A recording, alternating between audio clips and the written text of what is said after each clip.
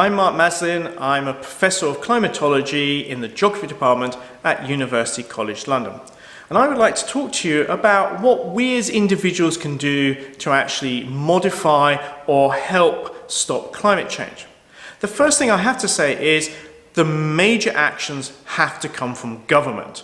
Because again, all the things around us, if we went and lived in a tent in the middle of nowhere, we could drop our carbon emissions each by about half, because half our emissions are actually emitted on our behalf through the government. Whether it's schools, hospitals, even the tax office, all of those actions that government do are emitting carbon on our behalf.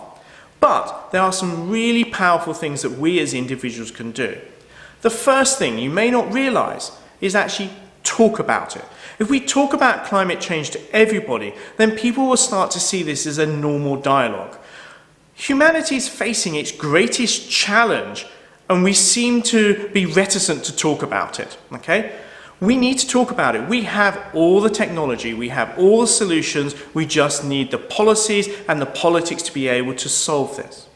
Second thing we can do is, very simply, we can just switch our electricity supply to renewables. You can do this online, and it sends a very simple message. At the moment, all the London boroughs are getting together to try and actually negotiate an electricity deal with renewable energy all in one go. That gives a huge amount of clout. The other thing we can do is we can start to look at our own lifestyles. So firstly, if you think about it, do you need to use your car? Can you actually walk more? Can you cycle more? Can you use public transport? That's going to increase your health. That's going to actually make you feel better about yourself. And if you do need to use a car, think about it. Can you actually use a hybrid or an electric car? Could you hire those? Or if you have to own a car, can you afford a hybrid or an electric car and make that transition before everybody else? Another thing is, think about your diet. What goes into your body?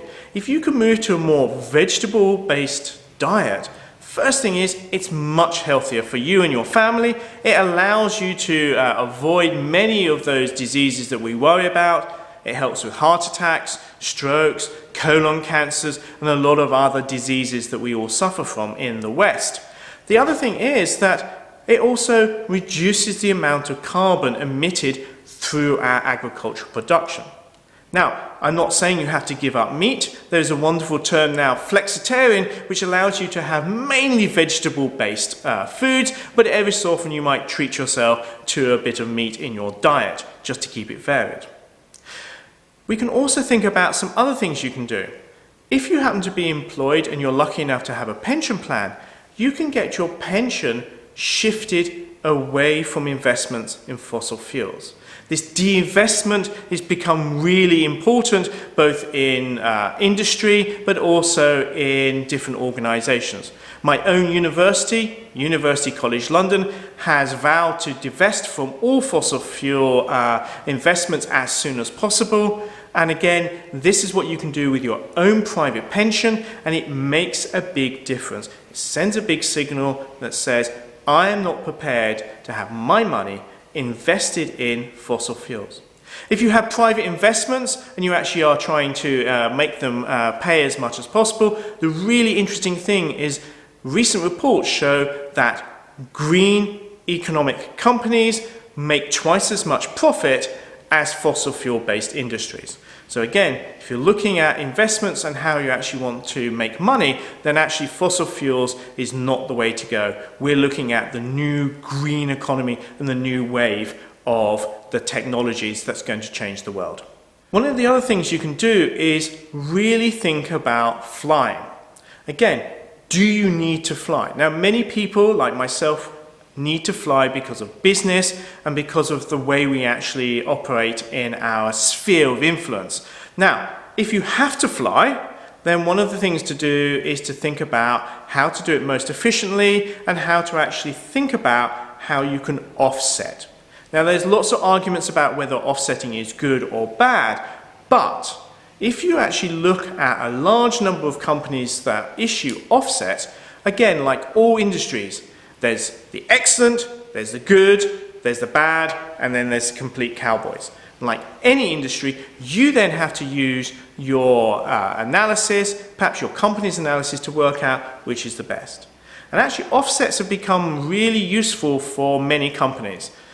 For example, there is a new fashion brand called Sheep Inc., which produces beautiful merino wool jumpers. Now, they've got their carbon emissions down as low as possible, and what they have said is they are now going to take those unavoidable emissions and they're going to offset 10 times those emissions.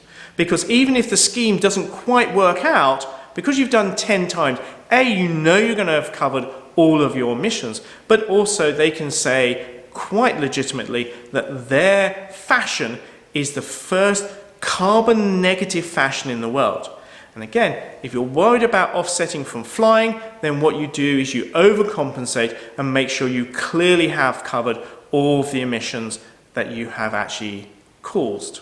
You can also look again in your own business, in your own organization, to see whether there are ways that you can reduce their emissions, but also help them offset in the correct and the best way possible.